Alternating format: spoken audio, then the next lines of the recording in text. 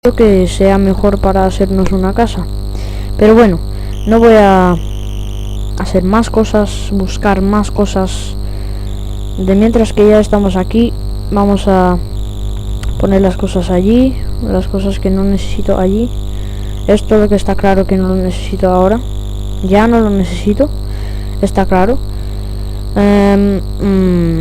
Madera, esto. Es que no sé ahora de qué madera hacerlo. A mí me parece que hacerlo de esta y por ejemplo esto de placas, creo que se llamaban, placas de madera, o mejor hacerlo de esto y después placas de madera de este que son más oscuras. Así que vamos a comernos una manzana. Regeneración, no regeneración. Por ahora el revólver no lo necesito. Y mientras dame 3, 8 y una antorcha, vale. Lo podemos hacer aquí. Y mirar lo que nos saldrá.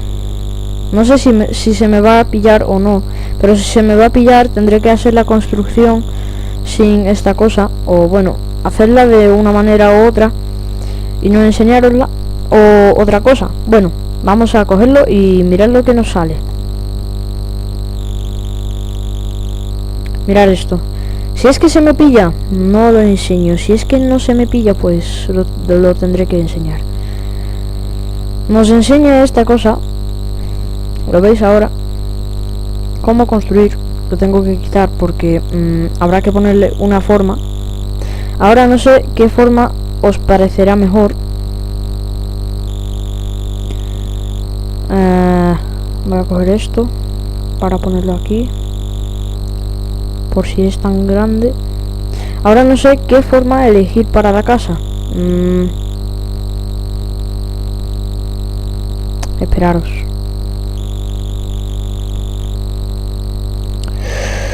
Por aquí. Vale, por aquí ya no hay nada. Ay, perdón, es que ostras, se me ha olvidado. Me tengo que ir a comer, así que bueno, no, a comer no. ¿Qué es lo que tenía que hacer yo ahora? Dentro de 5 o 10 minutos vuelvo con vosotros porque se me ha olvidado una cosa y ahora os la vuelvo con vosotros y seguimos con otro vídeo, que con este ya no podré seguir, así que bueno, hasta ahora, dentro de 5 minutos.